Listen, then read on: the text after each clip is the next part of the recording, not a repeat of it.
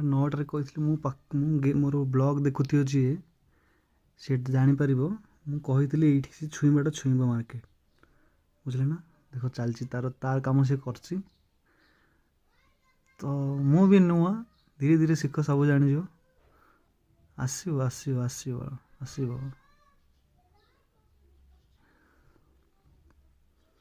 ये time frame चलती ना,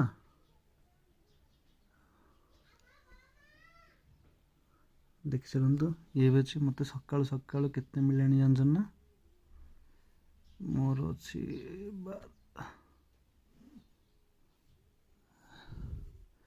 देखते आज ये आज एक्टिविटी 3055 मिली।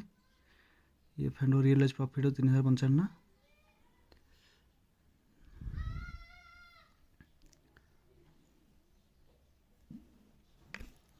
देखो मार्केट